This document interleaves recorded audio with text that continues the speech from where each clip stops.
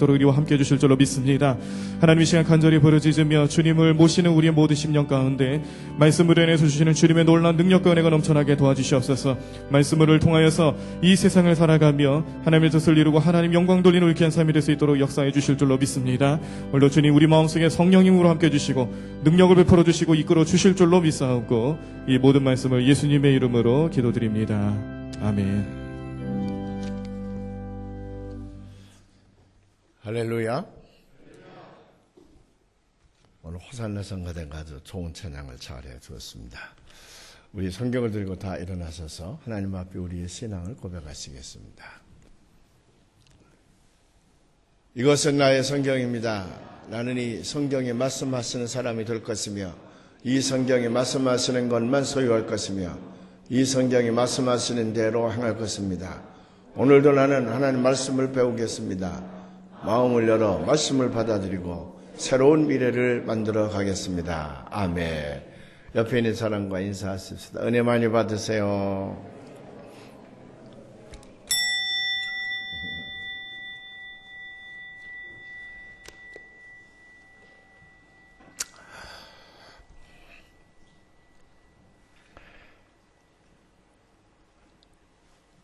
요즘에 오늘은 비가 오고 있지만 화창한 가을 날씨가 며칠간 계속되지 않았습니까? 아마 비가 그치고 나면 또 그런 계절이 올 텐데 바깥에 나가보면 아주 햇볕이 너무 좋습니다. 들판에는 황금 물결이 넘실거리고 산에는 약간 단풍이 지는 듯한 느낌을 주는 아주 좋은 날씨예요. 지난 시간에 우리 교회 방석정 박사님과 함께 옛 스승을 한번 찾아봅시다. 그래서 저를 신학교 때 많이 아껴주시고 또 구약학을 가르쳐 주셨던 구독관 박사님이라는 분이 계신데 감리교 신학대학 총장도 하시고 상당히 패기에 찬 아주 젊은 교수님이 있었습니다. 근데 이제 80이 훨씬 넘으셔서 저 김포 한모퉁이에 사신다 그래서 찾아뵙게 됐습니다. 물어서 이제 아파트에 산 밑에 있는 조그마한 아파트에 살고 계셨는데 찾아가 뵀어요. 저희들이 신학교 입학했을 적에 미국에서 갓 돌아온 구약학 교수가 들어왔는데 키는 도토리 맞고 아주 자그만하고 금태 안경을 썼는데 얼마나 패기에 차 있는지 그 원서라고 그러죠. 영어로 된 책을 이만큼 가지고 와서 이번 학기 동안에 이거 다 읽어야 된다 그러고 방방 뛰는데 대단해요. 그 젊음이. 그때 아마 그분이 30살 안팎쯤 됐었을까? 너무 멋져 보이고요. 조금만 해도 열정이 대단해요. 이 양반이 이제 그 히브리어도 가르치고 구약도 가르치고 또 뭐 여러 가지 이제 학문을 가르치는데 너무너무 재미있었습니다. 그래서 아주 열심히 제가 공부를 했고 그 시험을 보면 이제 제가 최고 점수를 받고 그랬어요. 이제 방석정 박사님이 옛날 얘기를 자꾸 끄집어내는 거예요. 그때 교수님이 우리 구약 히브리어 가르칠 때에 내가 94점을 맞아서 내가 우리 반에서 최고의 성적을 거두었구나. 그러고 갔더니 나보다 2점을 더 맞은 놈이 있었는데 그게 바로 여기 김영원 목사님이었어요. 그래서 박사님이 뭐 어떻게 하고 그러는데 양반이 물끄러미 바라보고 고개만 끄덕거려요. 80이 넘어서서 이제 전혀 귀가 들리지 않습니다. 귀가 들리지 않으니까 막 뭐라고 큰 소리를 해도 물끄러미 바라보고 있어요. 근데 이제 그 사모님이 큰 소리로 한국말로 통역을 하는 거예요. 이제 손짓발짓 하면서 막 통역을 하면 빙긋이 웃고 고개를 끄덕거리고 고마워요. 와주셔서 감사해요. 이 말만 자꾸 반복하는 거예요. 그 이제 점심을 대접하려고 그러는데 우리 나가십시다. 그러니까 좋아요. 그 이제 그 갈비집에로 갔습니다. 그래서 이렇게 대접해 드리는데 뇌졸중에 와가지고 그 한 손을 오른손을 못 쓰세요. 왼손만 쓰시니까 젓가락 가지고 당신이 먹는 건 괜찮은데 이제 상추쌈, 우리는 이제 고기를 그냥 안 먹고 상추쌈에다 이렇게 싸서 먹잖아요. 그 상추쌈을 쌀 수가 없으니까 그 사모님이 같은 뭐 늙어가는 처지인데도 사모님은 건강하시니까 사모님이 그걸 싸서 이렇게 주면 받아 먹고 손으로 받아서 먹고 고개를 끄덕끄덕하며 맛있네요. 그리고 고개를 끄덕끄덕해요. 제가 이제 그 모습을 부끄러움이 지켜보시면서 좀 귀가 들릴 때 찾아뵐 걸. 귀가 좀 들릴 때 찾아뵀으면 옛날 1960년대에 우리 학과장에서 일어났던 여러 가지 에피소드도 많고 할 얘기도 많이 있는데 그분이 곧잘 그 미국에 유학을 가서 고생했던 얘기들을 많이 들려줬거든요. 근데 그런 얘기들 좀 나누었으면 좋겠는데 귀가 들리지 않으니 답답하지 않습니까? 너무 답답한 거예요. 너무 안타까운 거예요. 또 그분이 뭐 맛있는 거 드시는 거 있었는데 그걸 좀 사드릴까요? 그러면 괜찮아요. 이제 배불러요. 이제 그거예요.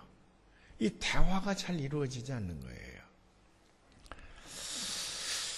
그래서 이제 집에까지 모시다 드리는데 그 사모님 말씀에 의하면 약간 치매기까지 와서 정상적인 대화를 하지 못할 때가 많이 있다는 거예요. 그러니까 이제 당신 방으로 우리를 데려가서 옛날 젊었을 때에 찍었던 사진들, 그분이 액자에다 사진을 만들어서 이렇게 걸어놓는 걸 좋아하신대요. 다 놨어요. 그분이 요광을 이렇게 들여놓고, 옛날 요광 썼지 않았습니까? 요광을 이렇게 들여놓고 요광을 뺐다는 거예요, 사모님이. 그만큼 책을 많이 읽었다는 거예요. 그래 가보면 그냥 이 밑에서부터 저 위에까지 책이 꽉 차 있었는데, 이번에 가보니까 아무것도 없어요. 또 감리교 신학대학에다 책 다 기증하고 다 사람들 주고 완전히 없어요. 어떻게 책 다 어떻게 하셨어요? 어떻게 다 소용없어요. 여러분 아까 믿음, 소망, 사랑 이 세 가지는 항상 있을 것인데 예언도 패하고 방언도 패하고 다 패한다. 그러나 뭐만 남느냐 그러면 사랑만 영원히 남는다. 사랑만 영원히 남는다. 우리가 감정을 가지고 있는 동물이기 때문에 뭐 세상에서 하고 싶은 것, 되고 싶은 것 많지요 뭐. 그래서 그걸 하기 위해서 젊었을 적에는 온갖 것들을 다 하고 있지만 그렇게 80이 넘으시니까 아무것도 소용이 없는 거라. 다 버리고. 그리고 사진 몇 장 걸어놓고 두 내외 가요. 조용히 그렇게 외롭게 살고 계신 거예요. 오면서 제가 여러 번 후회를 했습니다. 한 1년 전만 찾아뵀어도 옛날 얘기하면서 깔깔거리고 웃고 그럴 텐데 내가 너무 늦게 왔구나. 바쁘다는 핑계로 너무 늦게 왔구나. 내내 제가 후회를 하면서 왔습니다. 사랑하는 여러분, 우리 교회는 다섯째 주일, 이제 주일이 보통 4번 있는데 1년에 서너 번 다섯째 주일이 있는 날이 있습니다. 이 다섯째 주일은 억지로라도 교회가 저녁 예배를 보지 아니하고 점심도 주지 아니합니다. 왜냐하면 가능하면 아빠, 엄마, 아들, 며느리, 손주들이 다 모여서 밥도 해먹고 같이 기도도 하고 예배도 보라고 가정 예배에서도 껴드리면서 그날만큼은 온전한 가정을 한번 만들어 봤으면 얼마나 좋을까. 그런 담임 목사의 소망 때문에 제가 가정주일 그래서 교회에서 점심도 안 줍니다. 저녁도 안 줍니다. 그거는 가족들끼리 한번 모여보시라고. 왜? 세월이요. 쉬 지나가요. 너무 빨리 지나가요. 세월이 다 지나가고 나면 아빠, 엄마, 아들, 딸, 며느리, 손자, 사위 이렇게 모여서 오손도손 얘기할 수 있는 기회를 갖지 못하고 인생을 그냥 보내버리고 말거든요. 삶이라는 게 뭡니까? 아까 그 구독관 박사님 미국에서 공부하고 영국에서 공부하고 그런 분이에요. 가보면 뭐 어마어마한 책들이 있고 어마어마한 학위증이 있고 어마어마한 게 있지만 결국 80이 훌쩍 넘고 나니까 귀가 안 들리니까 눈이 잘 안 보이니까 뭘 보더라도 돋보기 큰 걸 가지고 앉아 이렇게 읽어야 되니까 다 쓸데없는 일. 가족 간의 사랑만 남지 않습니까? 근데 그 가족 간의 사랑도요, 스승과 제자의 사랑이 그렇듯 이게 뭔가 서로 소통이 돼야 되지. 가슴과 가슴이 뭘 알아야지. 다 막혀버려서 답답하고 안타깝기만 해요. 그래서 우리는 이 다섯째 주일을 가정주일이다. 그래서 여러분들에게 기회를 드리는데, 어떤 때는 이게 귀찮을 수도 있을 것이고요. 뭐 교회에서 뭐 이런 것까지 하나 우리가 다 알아서 할 텐데, 이제 그렇게 치부하고 그냥 넘어갈 수도 있지만은, 제가 바라기는요, 이 가정주의를 여러분이 잘 좀 만들어서 가정의 의미, 가정의 사랑 이런 것들을 맛보면서 보내는 시간을 가졌으면 하는 마음이 얼마나 간절한지 몰라요. 부모님이 오래 사실 것 같아도요, 그렇지 않아요. 부모님이 우리가 생각하는 것처럼 그렇게 오래 사시질 못하더라고요. 건강도요, 50대나 건강합니다. 50대 안 건강한 사람은 어디 있습니까? 60대 후반, 70대, 80대 넘어가면서 봐야 합니다. 50대 안 건강한 사람이 어디 있어? 다 건강해요. 조금 잘못된 사람이 일부 있는 것뿐이지 다 건강. 그거 믿고 평생 그렇게 건강하리라 생각을 하고, 우리 부모님도 평생 그렇게 건강하시려니 생각을 하고 시간을 미루었다가는 후회할 날이 옵니다. 후회는 참 멍청한 짓이에요. 후회는 참 바보스러운 일입니다. 후회를 덜 하기 위해서 지금 그런 시간들이 내게 주어졌을 때에 그것을 좀 알차게 보내보는 그런 가정을 만들어 봤으면 합니다. 제가 이제 금년 추석, 지난 9월 말에 추석이지 않았습니까? 9월 하순에. 금년 추석은 제가 한국에서 보내질 못하고 아프리카에서 보내기로 했습니다. 영국의 이제 세계 감리교 대회, 제가 칼럼에다 썼는데, 월드 메소디스트 카운슬인데 처치라고 그랬네. 조광희 목사님 그저 C만 나오면 처치인 줄 착알고 아마 보지도 않고 처치라고 썼을 것 같아. 오늘 보니까 거기 처치라고 되어 있네. 월드 메소디스트 카운슬이라고 그래서 세계 감리교 협의회란 말인데, 이번에 이제 약 55개 나라에서 300명의 대표들이 모여서 월요일부터 금요일까지요, 꼬박 앉아서 아침 8시 반부터 저녁 6시 반까지, 이 서양 사람들 앉아서 회의하는 데는 질려 떨어져요. 아니 좀 시기도, 한국 사람들은 되게 오전에 회의하면 오후에는 뭐 가서 관광 좀 하라고 그런다든지 딴 시간을 우리는 뭐 체육대회를 한다든지 그러는데, 이 사람들은 꼬박 일주일 동안 앉아요. 지긋지긋해요, 하여간에. 그 전에 한국 대표들이 잘 참석을 안 했다는 거예요. 뭐 언어도 잘 소통되지 않으니까. 그러나 이번에 간 23명의 팀들도 딱 앞에 앉아서 이제 우리 또 서양 사람들처럼 회의를 다 주관을 했는데 굉장히 피곤해요. 굉장히 피곤해요.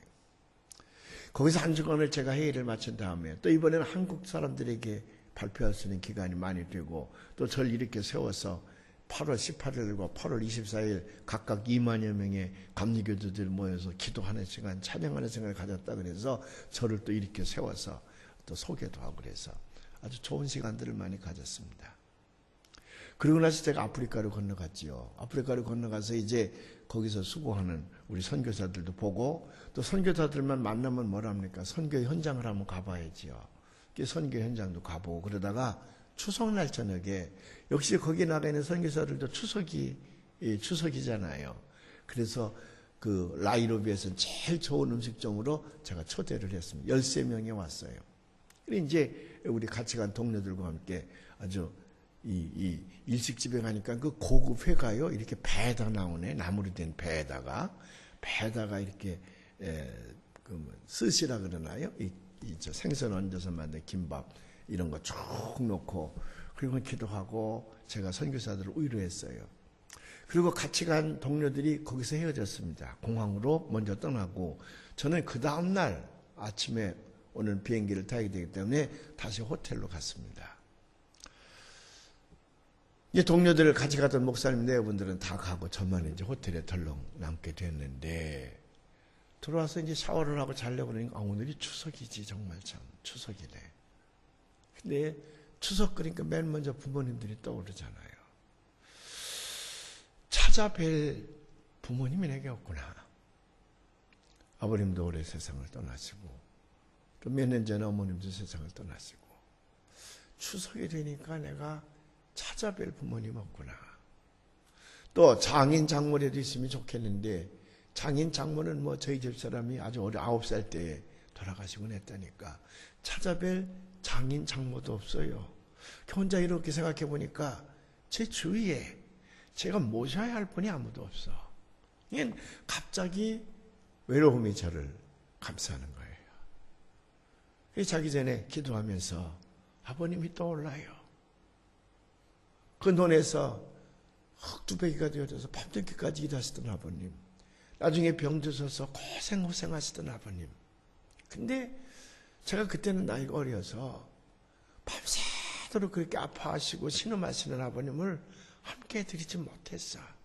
그냥 늘 아버지는 저렇게 아프신 분이구나. 그리고 제가 할 일만 했거든요. 너무 죄송해요. 그래서 제가 기도하는 중에 회개를 했습니다. 아버님, 너무 죄송합니다. 아버님에게 자식 노릇 한번 제가 해드리지 못했는데 저를 용서해달라고. 자식을 낳아 기른다고 하는 것이 쉬운 일이지 아니하지 않습니까? 저희 집 사람이 한 달 남짓 이제 산바라지라고 놔가지고는 와서 뭐 밤에 얘가 어떻게 했다는 동, 뭐 걔가 뭐 기저귀를 어떻게 했다는 동, 그래서 밤을 잡지 못했다는 동, 허리가 끊어질 것 같다는 동, 뭐 할머니 노릇하는데도. 근데 애미 노릇은 더 힘들잖아요. 옆에 끼고 자니까. 그게 다른 짐승들처럼 1년만 하고 마는 것 같으면 참 좋겠어. 저는 그게 늘 아쉬워요. 사람도 그저 1년만 길르고 내보내면 되는데 이게 몇 년을 길러야 돼. 30년을 길러도 애프터 서비스가 들어가야 돼, 이게. 지금 우리 딸아이가 41살인데 41살이 됐는데도 애미가 가서 다 돌봐야 돼. 자식을 길러낸다고 하는 것이 얼마나 힘든지 몰라요. 근데 그것도 부모님에게 큰 빚을 지는 거지만은 부모님이 계셔서 나를 이 땅에 낳아주셨기 때문에 내가 생명이 존재하는 거잖아요. 그러니까 이런 기르면서 30년, 40년 동안 부모님의 희생이 내게 와 있다고 하는 것, 그거 말고요. 그냥 이 땅에 나를 낳아주신 것만 해도 갚을 길이 없죠. 갚을 길이 없지 않습니까? 이 땅에 나를 낳아주신 것만 해도 그 은혜를 갚을 길이 없는 거예요. 근데 요즘에 가끔 뭐 낳기만 해줬지 내게 해준 게 뭐냐고. 낳기만 해줬지 내게 해준 게 뭐냐고 따지는 자식들이 있다고 그러지 않습니까? 저희 아들이 공부를 잘해서 대학교 4학년 동안에 등록금을 제가 한 번도 안 줬습니다. 그 지가 다 장학금을 받았어. 기숙사비까지 다 받았어요. 제가 해준 게 있다 그러면 이제 방학 때 비행기 타고 우리 집에 왔다 가라고 그 비행기표 사서 보내주는 거 4년 동안 그랬어요. 나머지는 지가 기숙사비 뭐 학교 책 사보는 거 이런 걸 다 장학금을 했어요. 그래서 제가 이제 칭찬을 하고 이제 그랬더니 한 분이 녀석이 뭐라고 그러냐면 아빠 나 해준 게 뭐 있어? 내가 다 했지. 아니 대학 다닐 때 4년 동안 장학금 받았다고 그래서 애비애미가 해준 게 아무것도 없습니까? 이건 말도 안 되는 얘기잖아요. 근데 자식은 그렇게 생각하는 거예요. 아빠 엄마가 해준 게 뭐 있어? 내가 다 했지. 응, 네가 다 했지. 응. 넌 참 이상하더라. 나 참마자 기저귀도 네가 갈고 네가 우유도 타서 먹고 그러대. 나 참. 그래서 우리는 해준 게 아무것도 없어. 제가 그냥 그렇게 하고 말았어요. 그럼 대학교 4학년 때 말이에요.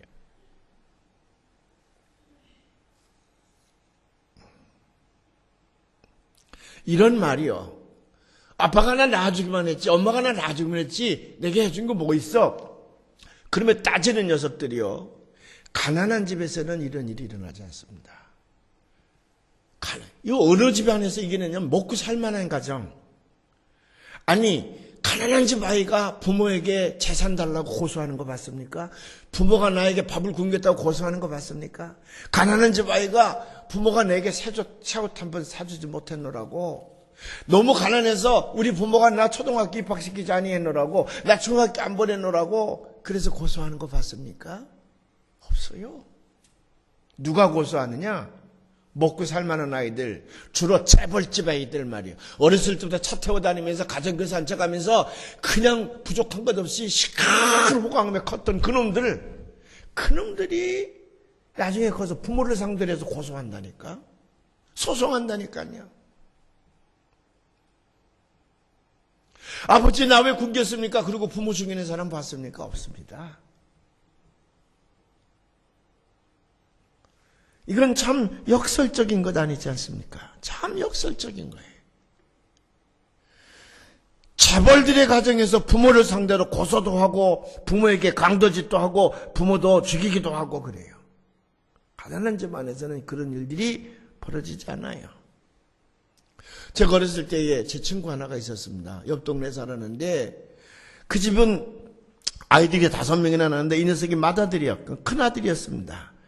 근데 정말 부모님은 그 아이들을 낳기만 했지 너무너무 가난했어요. 아버지가 또 금방 병이 드셔서 그래서 어렸을 때부터 얼마나 가난했는지 몰라요. 그 아이들 옷을 입은 거 보면 구멍나지 않은 옷을 깊지 않은 옷을 입은 것을 내가 본 적이 없어요. 근데 이 아이는 어머니가 또 병약하니까 초등학교 3학년 때부터 껌을 들고 다니면서 저 도시에 나가서 껌파리를 해서 그걸 가지고 쌀을 팔아다 보리쌀을 팔아다 집안에 죽을 끓여 먹고 그래요. 그런데 어머니마저도 초등학교를 졸업하기 전에 병이 드셨습니다. 그냥 지가 옛날 지금은 수도가 있질 않습니다. 시골에는 물을 길러 가는 데가 동네 저 한가운데 샘이 하나 있거든요. 지가 물을 길어다가 밥을 하고 지가 빨래를 하고 그리고 틈틈이 오후에는 가서 껌파리를 하고 그러면서 아이들 밥해서 그리고 학교를 다니는 거예요. 벌써 이러면 고등학교 다닐 때 장사에 이골이 나가지고 뭐 못하는 게 그냥 쉬질 않아요. 무언가를 장사를 해서. 그래서 부모님과 지 동생 넷을 건사를 해요. 나중에는 그 한약 건재상도 하고요. 뭐 쉬지 않고 뭔가 합니다. 근데 저는 평생 그 녀석에게 부모원 많은 거 한 번 들어본 적이 없어요. 동생들 키우기가 너무 힘들다고 그 자식들 못돼 동생들 나무라는 것도 한 번도 본 적이 없어요. 그저 만나기만 하면 아버님 너무 아픈 거, 어머님 아프신 거, 그래서 애들 제대로 못 간수하는 거, 그걸 다 죄책감을 가지고 내가 잘못해.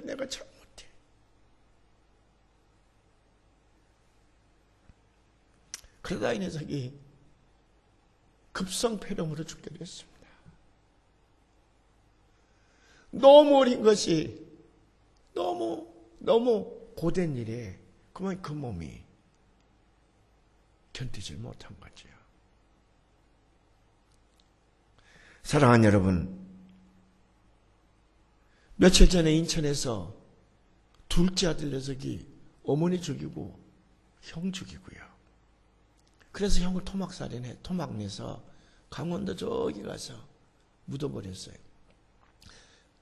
그 녀석이 저희 어머니, 저희 형 실종신고 내는 바람에 처음에는 동생이 죽였으리라고는 생각도 못했기 때문에 한 달 동안 범인을 잡지 못하다가 나중에 그 동생 부인, 그 며느리, 둘째 며느리지요. 둘째 며느리가 마음의 괴로움을 견디지 못하니까 시신 유기 장소를 경찰들이 얘기하는 바람에 범행 전모가 드러나지 않았습니까? 아마 둘째 며느리가 처음에는 범행에 가담하지 않았다 그러더니 범행에 가담했던 모양인가 스스로 목숨을 끊고 자살, 수사망이 좁혀오니까 자살을 했죠. 그 형편을 보니까 어렸을 때 아버지가 돌아가셨고 어머니가 혼자 그 형제를 길렀던 모양인데 이 둘째 아들이 결혼할 때에 1억짜리 빌라까지 사줘서 장가를 들여내보낸 모양입니다. 근데 이 내외가 강원에 다니면서 거기 노름판에 노름하면서 어머니가 사줬던 1억짜리 빌라도 날려버리고 또 돈 잃어서 8천여만 원의 빚을 졌던 모양입니다. 그 어머니한테 와서 다시 돈을 달라 그러니까 어머니가 주시지 않았던 모양이죠. 그 빚쟁이들이 자꾸 저러고 그러니까 이놈이 계획을 세워서 어머니를 목절라 죽이고 형에다가도 맥주에다 수면제를 넣어서 잠들게 한 다음에 죽이고 그리고 형을 토막내서 비닐에 싸서 갖다 버렸습니다. 나는요, 이게 상상이 안 되는 거야. 아버지가 일찍 돌아가시고 어머니가 고생하며 제 형제를 길렀을 것인데 어떻게 지가 돈을 벌어서 어머님의 양말이를 하나 사드릴 생각을 하지 못하고 어떻게 어머니가 사준 1억짜리 빌라까지도 노름을 날린 다음에 어떻게 그 어머니를 목줄라 죽이지 않고 말이요. 이게 인간이 할 노릇입니까? 도대체 이 사회가 어떻게 간단 말이에요. 난 참 그 뉴스를 보면서 너무 마음이 아픈 거예요. 우리나라에 기독교가 처음 들어왔을 때에 기독교를 반대했습니다. 왜? 부모 제사를 섬기지 못하게 한다. 그래서 불효막심한 종교라 그래서 기독교가 이게 쌍놈의 종교라 그래서 시골에서 교회 다니는 걸 반대를 해서 제사 못 지내게 한다고. 아니에요. 이 세상에 어떤 종교보다도요, 기독교는요, 살아있는 부모님에게 정말 잘할 것을 강력하게, 공자명자 할 것도 없어 강력하게 가르치는 것이 성경이에요. 만일 자식이 부모에게 제의를 하지 못하면 죽이라 그래요. 얼마나 호되게 명령하는지 모릅니다. 성경 몇 가지 말씀을 한번 봉독해 보겠습니까? 출애굽기 21장 7절의 말씀인데 한번 봉독해 봐요. 좀 더 크게 해서 봉독해 봐요. 시작. 자기의 아버지나 어머니를 저주하는 자는 반드시 죽일지니라. 신명기 28장 18절부터 21절에는 말씀 또 있습니다.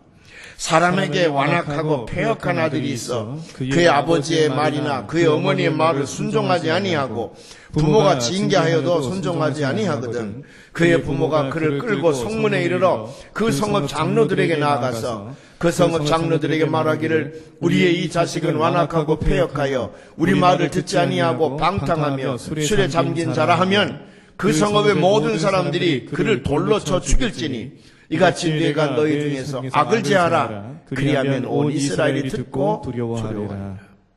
예수님도 말씀하십니다. 마태복음 15장 4절에서 예수님께서 이렇게 말씀하시거든요. 한번 봉독해봐요. 하나님이 이르셨을 때 내 부모를 공경하라 하시고 또 아버지나 어머니를 비방하는 자는 반드시 죽임을 당하리라 하셨거늘. 이것보다 더 엄한 룰이 어디 있습니까? 그 돌아가신 부모 그거 제사 지내는 게 문제가 아니라 지금 살아있는 부모님을 내가 어떻게 섬기고 그 살아있는 부모님을 어떻게 모시느냐 이게 중요하지 않냐고 말이에요.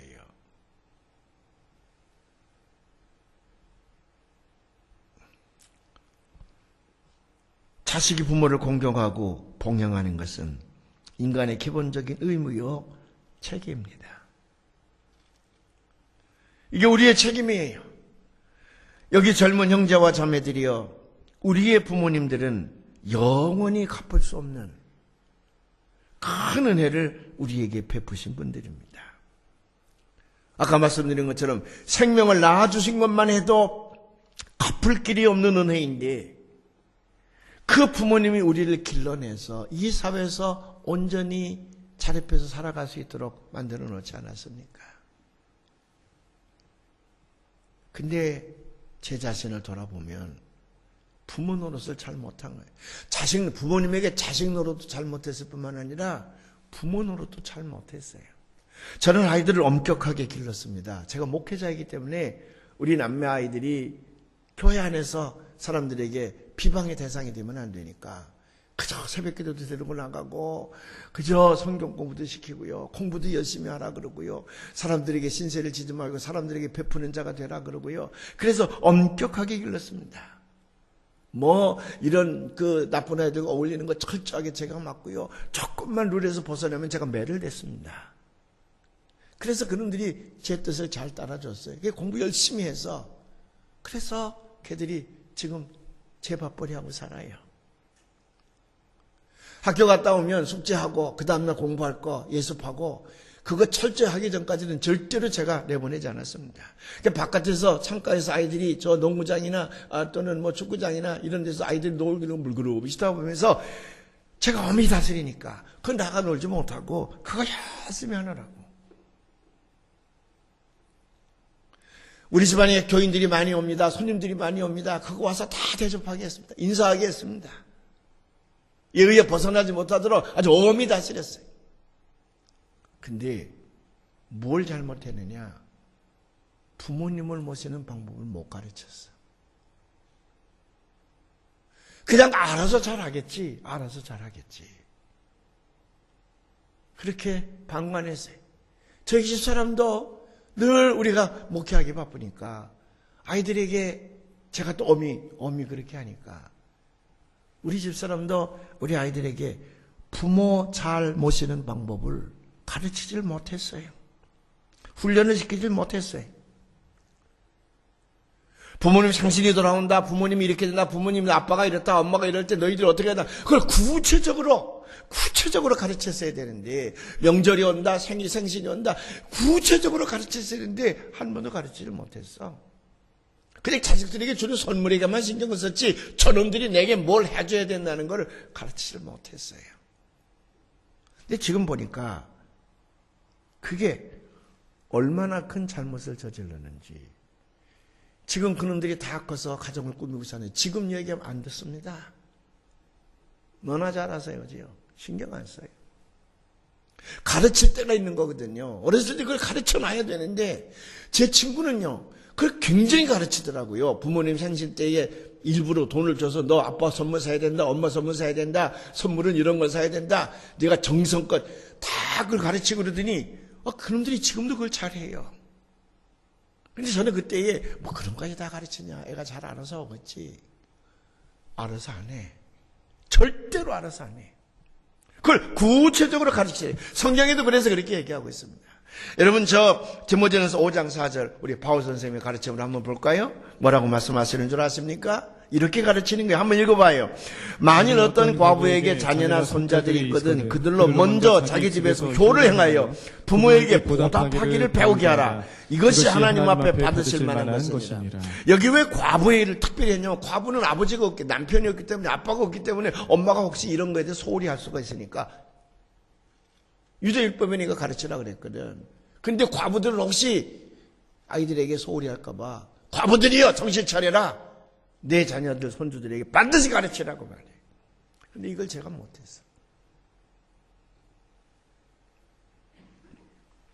디모데전서 5장 8절에 이렇게 되어 있습니다. 한번 봉독해 보십시다. 누구든지 자기 친족 특히 자기 가족을 돌보지 아니하면 믿음을 배반한 자요 불신자보다 더 악한 자니라.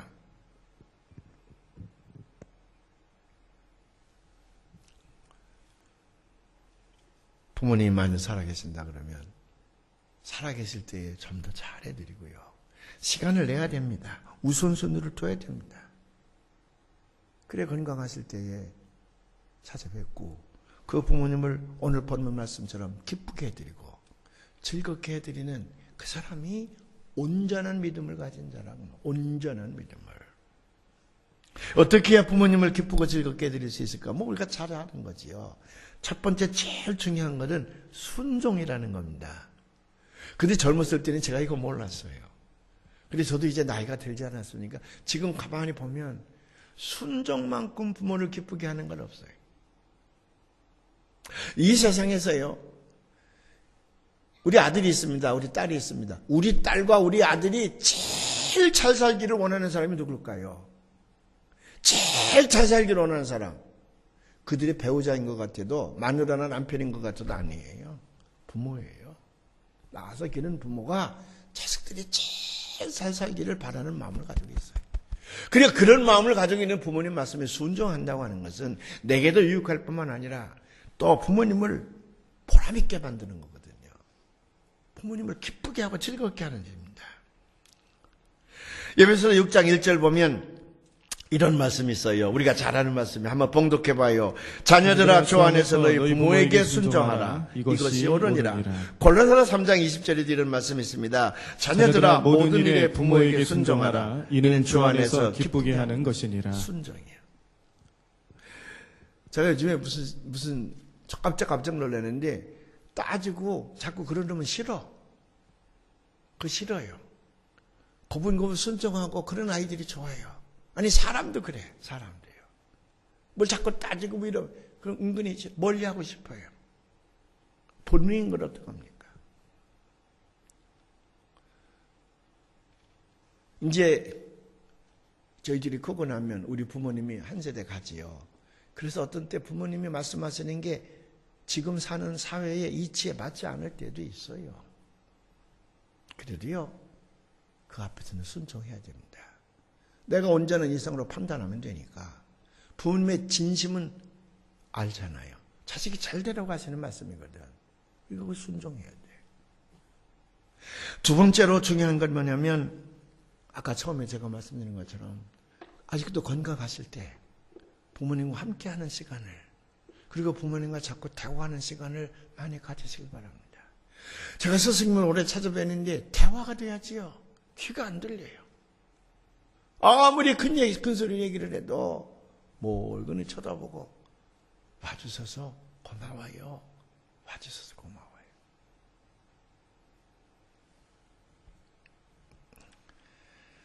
이 세상에서 제일 서러운 것이 뭐냐? 늙어가는 거라 그랬습니다. 늙어가는 것만큼 서러운 길이 없다. 왜? 그게 외롭기 때문에 그렇거든요.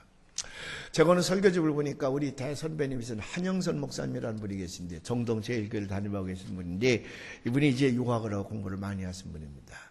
그분이 자기 설교에다가 이런 글을 실었네. 근데 그전에는 그게 별로 마음에 와 닿지 않더니, 요즘에 그 글을 읽으니까 마음에 와 팍 닿아요. 아마 제가 늙었는가 봐요.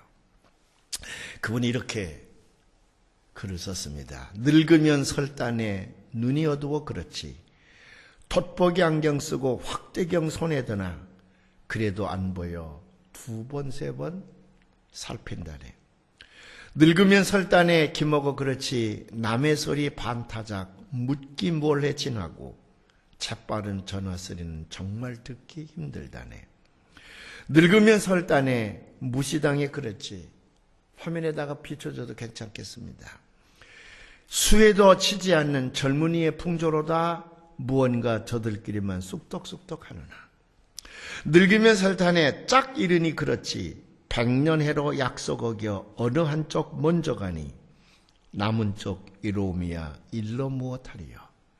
늙으면 설단에 병들어 그렇지. 내 몸은 내 몸이나 내 맘대로 못하니 옆에서 돌보지 않으니 꼼짝 못해 답답하지. 지난번에 언젠가 왜 우리 부목사님이 인터넷 한번 보여준 동영상 보여준 적 있지요. 나이 많은 늙으신 80이 훨씬 넘으신 아버지가 젊은 아들하고 마루에 앉았습니다. 근데 마당나무에 까마귀가 하나 앉는 거예요. 얘야 쟤 뭐니? 아버님 까마귀예요. 까마귀. 아들이 친절하게 대답을 하는 거예요. 조금 있다가 얘야 저 나무에 앉은 게 뭐니? 까마귀요. 까마귀 아까 말씀드렸잖아요. 또 좀 있다가 얘야 저 나무에 앉아있는 게 뭐야? 아니 까마귀라니까요. 아까 까마귀 제가 말씀드렸잖아요. 4번째 또 묻습니다. 아들아 나무에 뭐가 앉아있네. 저게 뭐니? 아니 까마귀라 그랬잖아요. 안 들리세요? 신경질을 팍 내는 거예요. 그 아버지가 그 신경질을 느끼는 거지 다른 건 몰라도. 그 아버지가 방으로 들어가더니 낡은 일기장 하나를 아들에게 주고 한 페이지를 펴서 아들 보고 읽으라 그러는 거예요. 아들이 그거 읽어보니까 이렇게 써 있어요.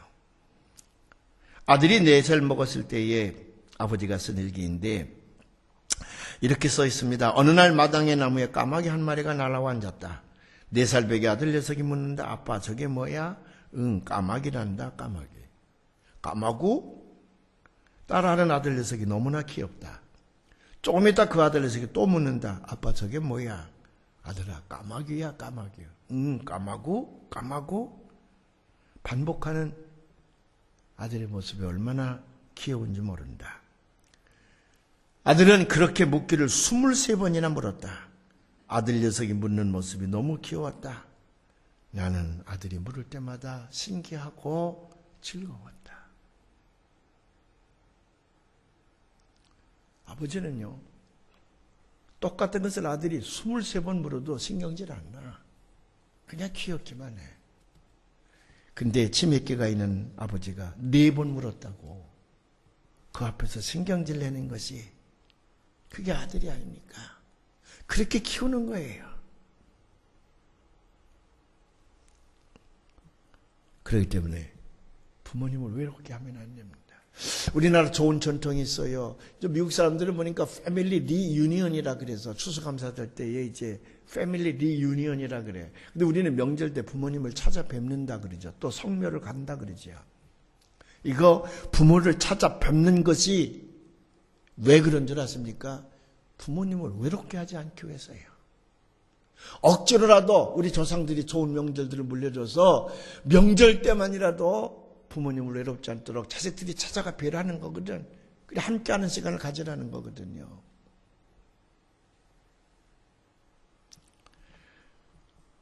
셋째는 하나님께 물질을 바치듯 부모님께도 물질로 봉양을 해야 된다. 예수님께서 제자들에게 고르반이라는 것을 세게 나무랍니다. 고르반. 고르반은 유대율법에 나온 거거든요. 농사를 짓습니다. 농사를 지면 논에 가서 그 중에서 제일 잘된 부분을 딱 금을 긋는 거예요. 이거 하나님 앞에 드리는 거예요. 아예 타작하기 전에 이건 하나님 몫입니다. 그 정해놓는 걸 고르반이라 그래요. 그걸 고르반. 근데 예수님께서 뭐라고 고르반을 나무놨어요? 고르반이 잘못됐다는 게 아니야. 고르반을 핑계대고 부모를 봉양해 하지 않는 자는 용서받을 수 없다고 말이죠. 한번 그 말씀을 읽어볼까요? 저 마가복음 7장 8절부터 14절에 있는 말씀입니다. 한번 봉독해 봅시다. 너희가 하나님의 계명을 버리고 사람의 전통을 지키느니라. 또 이르시되 너희가 너희 전통을 지키려고 하나님의 계명을 잘쳐버리는도다. 모세는 내 부모를 공경하라 하고 또 아버지나 어머니를 모욕하는 자는 죽임을 당하리라 하였거늘 너희는 이르되 사람이 아버지에게나 어머니에게나 말하기를 내가 드려 유익하게 할 것이 고르반 곧 하나님께 드림이 되었다고 하기만 하면 그만이라 하고 자기 아버지나 어머니에게 다시 아무것도 하여 드리기를 허락하지 아니하여 너희가 전한 전통으로 하나님의 말씀을 폐하며 또 이 같은 일을 많이 행하느니라 하시고 무리를 다시 불러 이르시되 너희는 다 내 말을 듣고 깨달으라. 이건 다른 말로 얘기하면 하나님에게 물질을 바치듯 하나님에게 물질을 부모님에게도 똑같이 물질을 바치며 섬겨야 된다고 말이에요. 그런데 사람들은 하나님에게 바칠 거라고 하는 것 때문에 부모님을 그렇게 모시지 않아도 된다고 자가당착에 빠진다고 말이죠. 넷째로는 부모님을 존경하는 마음을 가져야 됩니다. 아까 처음에 말씀드린 대로 부모님이 우리 세대와는 달리 먼저 세대에 산 사람들이기 때문에 지금 표현을 얘기하면 아날로그 시대에 살았던 분이기 때문에 지금 디지털 시대를 쳐다보면 그렇죠. 그렇다고요. 우리가 부모님을 무시하거나 부모님을 경시해서는 안 됩니다. 우리가 어렸을 때에는 휴지라는 게 없었습니다. 그래서 화장실에 가보면 볕단을 이렇게 놔요. 볕단을. 그래 그 볕단을 꺼내가지고 이렇게 말아가지고 대변을 본 다음에 그걸로 처리를 했어요. 그러다가 뭐가 나오냐면 신문지라는 게 나왔어. 그런 막종이가. 그래 그걸 갖다가 쓸어서 갖다 놓고 하면 대단히 출세한 거야. 그래 이 두 가지 다가 건강에 얼마나 나쁜 겁니까? 신문지도 그렇고 거기 그 인쇄물 거기 들어가 있는 것도 그렇고 그 볕단도 그렇고 이게 건강적으로 보면 엄청나게 나쁜 건데 우리는 그걸 대단한 것으로 했어. 그렇다고 그 세대를 무시합니까? 역사는 단절 속에서 발전하는 거 아닙니다. 하나님만이 단절 속에서 무에서 유를 창조하시는 것이지 우리 인간들은요 언제든지 역사의 연속성에서 발전하는 거거든요. 그 시대가 있었기 때문에 오늘의 세대가 있는 것이지 그 시대 없이 갑자기 오늘의 세대가 나타나느냐? 아니에요. 지게를 짊어지고 농사를 짓던 시대가 있었기 때문에 오늘의 트럭터가 나온 것이지 그거 없는데 트럭터가 갑자기 나옵니까? 아니에요. 그렇기 때문에 먼저 간 세대의 그 삶을 존중하고 존경하고 존경할 줄 아는 마음이 있어야 된다고 말해요. 가을 날씨가 화창한데 들판에 오곡백호가 무르익어가는 것을 보면 참 마음이 기쁩니다. 금년에는 태풍이었습니다. 나가보니까 금년에는 안 된 농사가 없답니다. 과일이고 곡식이고 잡곡이고 나무고 밤이고 다 풍성해. 너무 좋아요. 이럴 때에 우리는 더욱 우리를 이런 세상에 살게 해주신 부모님을 기쁘게 하고 즐겁게 하는, 그래서 하나님이 기뻐하시는 은평의 좋은 교우들이 되시기를 바랍니다.